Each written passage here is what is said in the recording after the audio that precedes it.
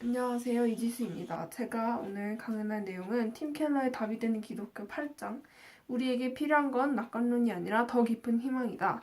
세속주의 희망이 바닥났다라는 챕터를 가지고 강연을 하도록 하겠습니다. 요즘 우리 사회를 보면 점점 더 높아지는 자살률, 취업난, 불안한 경제, 그리고 결혼을 포기하는 사람들, 욜로족, 혼족 등의 증가로 여러 가지 그런 흐름들을 보면 지금 우리가 살아가는 세대가 얼마나 미래에 대한 자신감을 잃은 세대고 또 희망 없이 살아가는지 알 수 있습니다. 우리나라뿐만 아니라 전 세계적으로 사람들이 희망을 잃고 미래를 준비하기보다는 그냥 당장 오늘 하루를 즐겁게 살자, 오늘 하루의 쾌락을 쫓으며 살아가려고 합니다. 그런데 과연 이런 당장에 우리 눈앞에 있는 갈망들만 추구해서 우리가 더 행복해지고 미래를 준비하는 것보다 훨씬 더 그냥 차라리 더 행복하고 편안할까요? 그렇지 않다는 것은 여러분께서 더 잘 알고 계실 겁니다. 앤드류 델방코라는 사람의 말을 인용하자면 우리는 뭔가 삶의 목적을 상상해야 하며 그 목적은 내 작은 몫의 나날과 시간을 뛰어넘어야 한다. 그래야 자신이 부조리한 세상에 표류하고 있다는 마음 한구석의 희미한 의혹을 떨쳐낼 수 있다라고 합니다.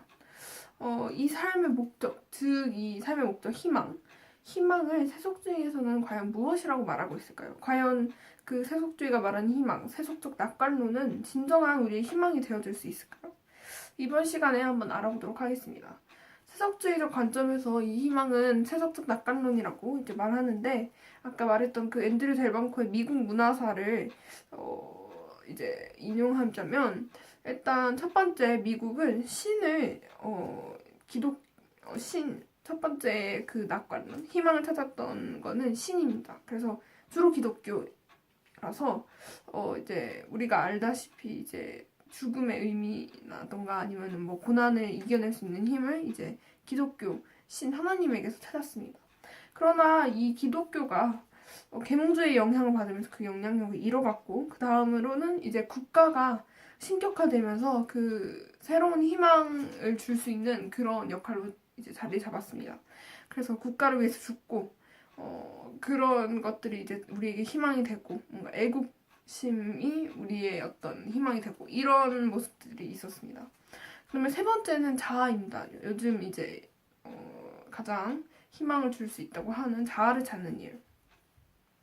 이 세속적 낙관론은 기독교적인 이 진보 개념의 왜곡입니다. 사실 그 전까지는 역사는 그냥 이렇게 하나의 커다란 역사의 수레바퀴라고 해서 이렇게 돌고 돌고 계속 역사는 반복되고 이런 식으로 생각했는데 유일하게 기독교만이 이 진보, 과거가 있고 과거에서부터 이렇게 점점 발전한 미래가 있는 것이 바로 역사다. 그래서 결국 발전해서 하나님 나라가 오실 때 이제 모든 것이 완성된다라고 하는 진보의 개념을 주는 게 유일하게 기독교가 있었는데 그 진보 개념이 왜곡되면서 우리가 이제는 진보 좋은 것은 진보, 그다음에 나쁜 거는 이제 퇴보하고 이런 것들이 이제 우리가 부정적인 거라고 생각하고 있고 이런 식으로 이렇게 우리의 일상에서도 이 기독교적인 진보 개념 자체가 기독교에서 온 건데 그것마저도 다 왜곡이 되어버렸다는 것입니다.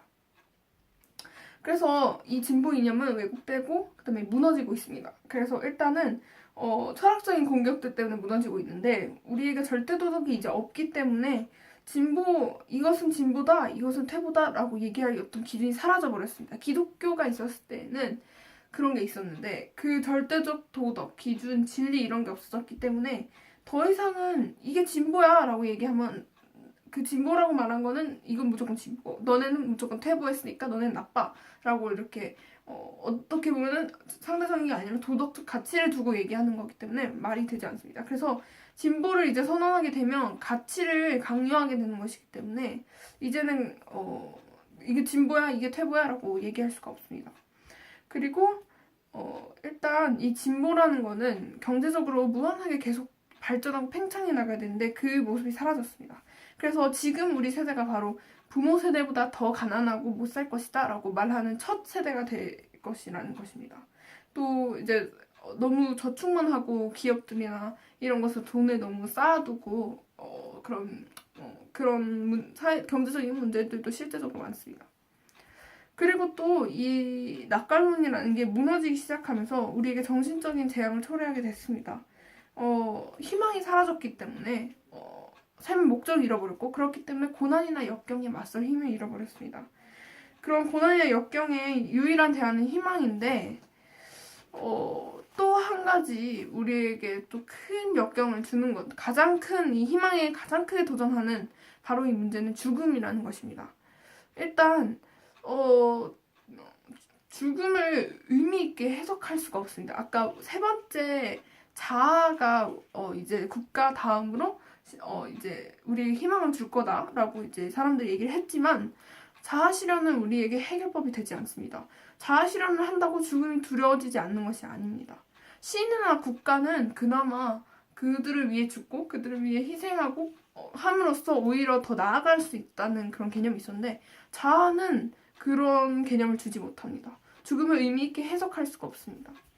그리고 세속적인 반응을 보자면, 사람들은 그냥 죽으면 그냥 흙에서 왔기 때문에 흙으로 돌아가는 거야 라고 그냥 자연스러운 어떤 순환의 일부분이라고 생각하면 되니까 그냥 자연스럽고 두려워할 일이 전혀 아니야. 그 죽음을 왜 두려워해? 라고 하지만, 그러나 그래도 사람 아무리 이게 흙으로 그냥 돌아가면 자연스러운 거야 라고 해도 우리는 두렵습니다. 왜냐하면 죽는다는 것은 곧 우리의 모든 관계가 끝난다는 얘기이기 때문입니다.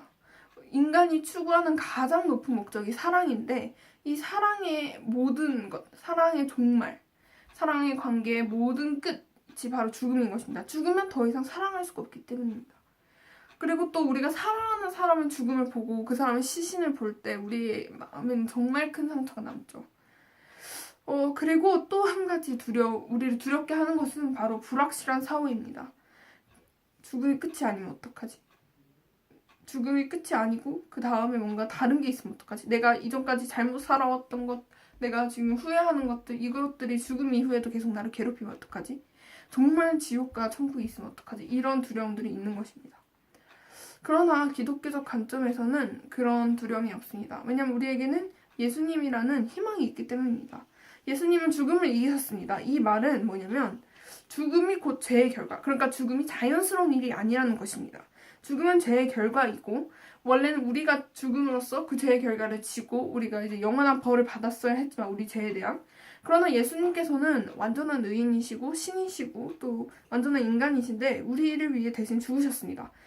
의인이시기 때문에, 무죄하시기 때문에 죽음이 의인을 건드릴 수 없었습니다. 그래서 그분이 죽으심으로 모든 사망의 권세를 이기시고 꺾으셨습니다. 또 동시에 그분이 우리를 대신해서 죽으셨기 때문에 우리의 모든 죄의 결과들도 다 해결되었습니다. 그렇기 때문에 그리스도인에게 죽음이란 절망적인 것이 아니라 정말 영원한 생명으로 들어가는 또 다른 엄청나게 소중한 일이고, 영생의 시작이라는 아주 중요한 의미 있는 일입니다. 죽음이란. 그래서 이 기독교에서 주는 이 희망의 특징은 굉장히 인격적입니다. 사실 아까 세속주의 관점에서 보자면 죽고 나서 흙으로 돌아가고 이런 거는 물질로 돌아가거나 아니면 비인격적인 것을 일부러 돌아갑니다. 인간은 인격체인데 죽고 나면 비인격적인 큰 어떤 거에 이렇게 합체가 된다는 게 정말 사랑이 없고 정말 인간이 인간답지 못하게 해석하는 것입니다. 그러나 기독교에서는 완전한 사랑, 완전한 풍성한 기쁨, 이별의 두려움이 없고 그런 영원한 그런 하나님의 사랑을 맛보게 되는 것이 바로 죽음입니다. 그리고 그것이 바로 기독교적 희망이 주는 즐거움입니다. 그리고 두 번째는 구체적입니다. 무슨 말이냐면, 물질 세계나 육체도 구원을 받을 수 있다라고 말하는 유일한 종교 중에 하나입니다. 유일한 종교입니다.